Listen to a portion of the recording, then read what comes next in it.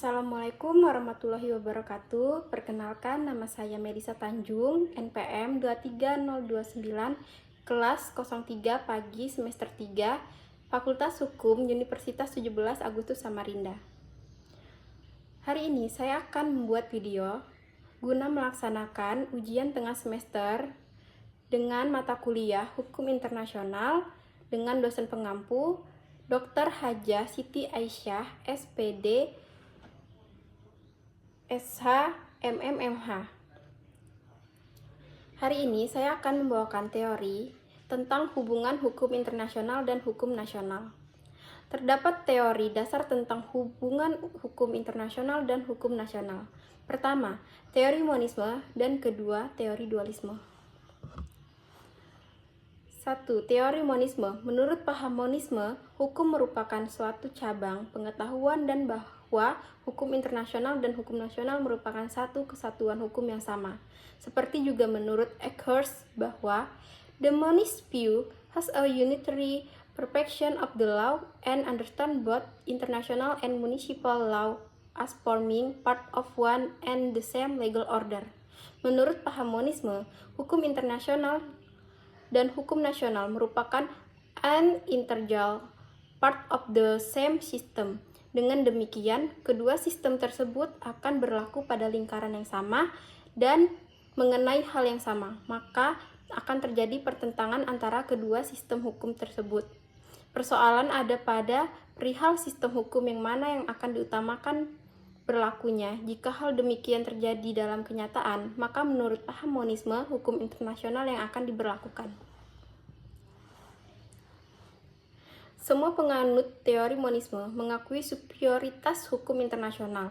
Tokoh teori monisme yang termuka adalah Kelsen, berpandangan bahwa sumber utama berlakunya hukum adalah adanya kaidah dasar hukum internasional. Dalam pandangan Kelsen, hukum internasional dan hukum nasional adalah bagian dari sistem norma yang sama, bahwa hukum internasional dalam hukum nasional merupakan satu kesatuan hukum.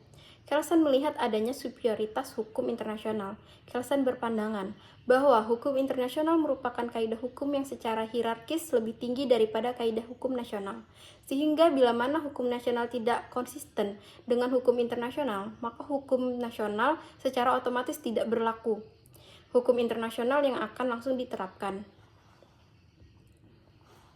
Tanggal 30 November 2000 dan terakhir di amandemen dengan resolusi 1481 tanggal 19 Mei 2003, di mana Dewan Keamanan bertindak atas dasar bab 6 Piagam PBB mendirikan Mahkamah Pidana Internasional untuk mengadili orang-orang yang bertanggung jawab terhadap pelanggaran-pelanggaran serius terhadap hukum humanitar.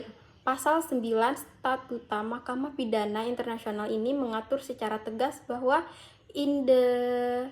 International Tribunal shall have primacy over national courts, artinya hukum internasional mempunyai supremasi atas hukum nasional.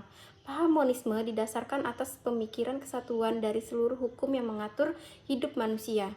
Dalam rangka pemikiran ini, hukum internasional dan hukum nasional merupakan dua bagian dari satu kesatuan yang lebih besar, yaitu hukum yang mengatur kehidupan manusia.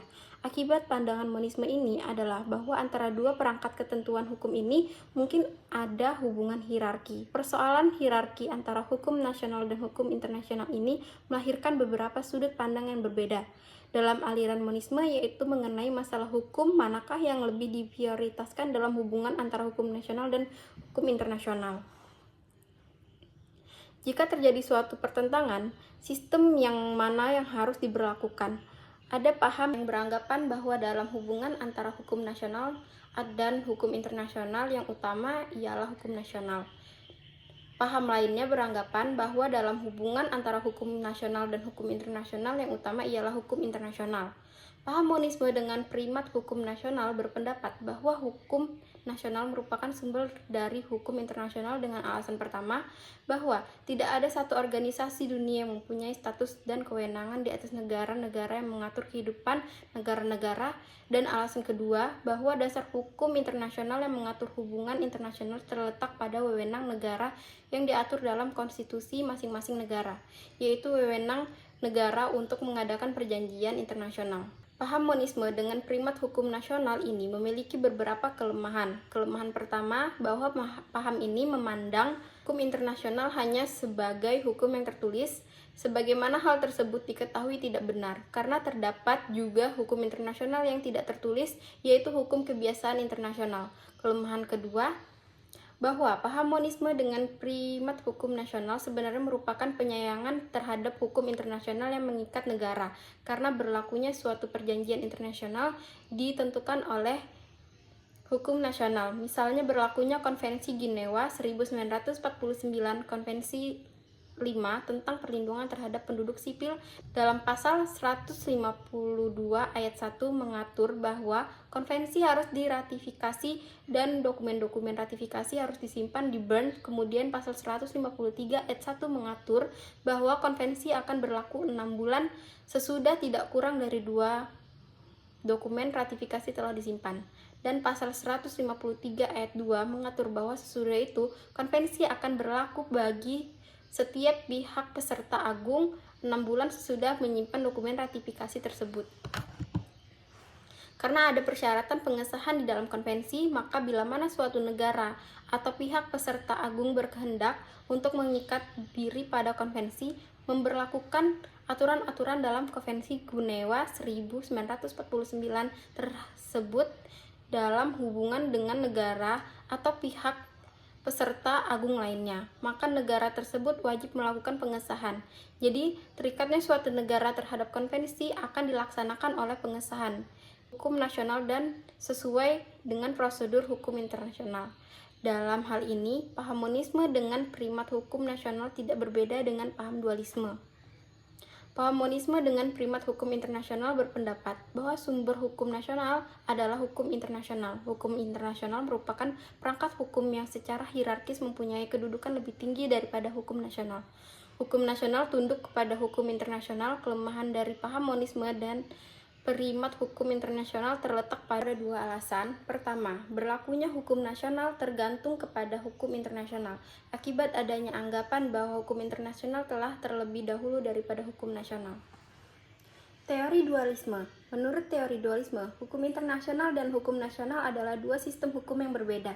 Teori dualisme menyangkal bahwa hukum internasional dan hukum nasional berlaku pada hubungan yang sama. Tokoh dualisme dari Jerman, Triple, membedakan dengan menyatakan bahwa hukum internasional mengatur hubungan antar negara dengan negara, sedangkan hukum nasional mengatur hak-hak dan kewajiban-kewajiban orang perorangan dalam wilayah suatu negara. Persoalan yang diatur dalam hukum internasional adalah persoalan eksternal dari negara, sedangkan persoalan yang diatur dalam hukum nasional adalah persoalan internal, yaitu persoalan yang ada di dalam pemerintah suatu negara.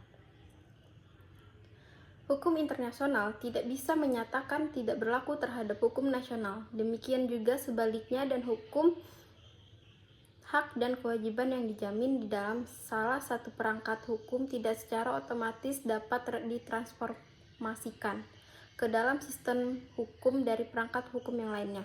Dalam perbuatan suatu perjanjian internasional, misalnya berdasarkan Konvensi Wina 1969 tentang perjanjian internasional, dalam ketentuan penutup, negara-negara perundingan akan mencantumkan pasal mengenai kewajiban negara peserta untuk mengesahkan perjanjian, dan perjanjian mana akan berlaku bagi negara yang sudah mengesahkan dan menyerahkan dokumen pengesahannya. Berdasarkan kesepakatan dalam perjanjian, pengesahan yang dilakukan oleh suatu negara dilaksanakan menurut ketentuan hukum nasional masing-masing negara.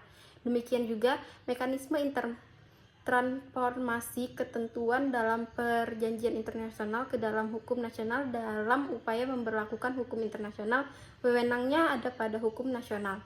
Pengaturan di dalam Konvensi Wina 1969 tentang perjanjian internasional yang berkaitan dengan pengesahan atau ratifikasi dan pelaksanaan di setiap negara tergantung pada hukum nasional yang masing-masing negara, mencerminkan dianutnya teori dualisme dalam perbuatan dan pelaksanaan suatu perjanjian internasional. Dalam beberapa hal dalam sistem hukum nasional Indonesia, misalnya, transformasi atau pengundangan dalam undang-undang nasional adalah mutlak diperlukan, yakni antara lain apabila diperlukan perubahan dalam undang-undang. nasional yang langsung menyangkut hak warga negara sebagai perorangan atau apabila ada perubahan dalam ancaman hukuman seperti misalnya dalam hal kejahatan penerbangan dan kejahatan terhadap sarana penerbangan. Menurut teori dualisme yang bersumber pada kemauan negara, hukum internasional dan hukum nasional merupakan dua sistem atau perangkat hukum yang terpisah satu dari yang lainnya berdasarkan alasan-alasan yang terpenting dikemukakan, yaitu 1. Kedua perangkat hukum tersebut yakni hukum nasional dan hukum internasional mempunyai sumber yang berlainan. Hukum nasional bersumber pada kemauan negara, sedangkan hukum internasional bersumber pada kemauan bersama masyarakat negara. Kedua perangkat hukum itu berlainan subjek hukum. Subjek hukum dari hukum nasional ialah orang perorangan baik dalam apa yang dinamakan hukum perdata maupun hukum publik. Sedangkan subjek hukum dari hukum internasional ialah negara. Sebagai tata hukum, hukum nasional dan hukum internasional memajukan pula perbedaan dalam strukturnya. Lembaga yang diperlukan untuk melaksanakan hukum dalam kenyataan seperti mahkamah dan organ eksekutif hanya ada dalam bentuk yang sempurna dalam lingkungan hubungan internasional. Alasan lain dikemukakan sebagai argumentasi yang didasarkan atas kenyataan ialah bahwa daya laku atau keabsahan kaidah hukum nasional tidak terpengaruh oleh kenyataan bahwa kaidah hukum nasional itu bertentangan dengan hukum internasional. Dengan perkataan lain, dalam kenyataan ketentuan hukum nasional tetap berlaku secara efektif sekalipun bertentangan dengan ketentuan hukum internasional. Berdasarkan perbedaan-perbedaan yang dikemukakan oleh penganut teori dualisme bahwa hukum nasional merupakan instrumen yang terpisah dari hukum internasional, maka salah satu akibat pokok yang terpenting ialah bahwa kaidah-kaidah dari perangkat hukum internasional tidak mungkin bersumber atau berdasar pada perangkat hukum yang lain. Dengan demikian, dapat dikatakan tidak ada persoalan hierarki antara kedua sistem hukum ini, maka dapat diterima bila mana antara perangkat hukum internasional dan hukum nasional terjadi konflik karena kedua perangkat hukum tersebut mengatur materi-materi yang sama. Menurut teori dualisme, masing-masing perangkat hukum akan berlakukan ketentuan-ketentuan hukumnya masing-masing. Mahkamah internasional misalnya akan menerapkan perangkat hukum internasional dan pengadilan nasional akan menerapkan perangkat hukum nasional. Seperti diatur dalam statuta Mahkamah Internasional bahwa sumber hukum yang diperbolehkan dipakai oleh hakim di Mahkamah Internasional dalam pengambilan keputusan diatur pasal 38 1 Statuta MI, yakni 1. Perjanjian-perjanjian internasional baik yang bersifat umum maupun yang bersifat khusus dengan menunjukkan ketentuan-ketentuan yang jelas diakui oleh negara-negara yang bersangkutan. 2. Kebiasaan internasional sebagai terbukti telah merupakan praktik-praktik umum yang diterima sebagai hukum. 3.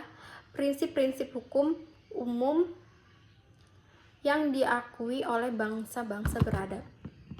4. Dengan mengingat pasal 59, keputusan-keputusan hakim dan ajaran-ajaran dari para ahli hukum yang terpandang di berbagai negara sebagai bahan pelengkap untuk penentuan peraturan-peraturan hukum. Baik, sekian materi dari saya. Saya ucapkan terima kasih. Wassalamualaikum warahmatullahi wabarakatuh.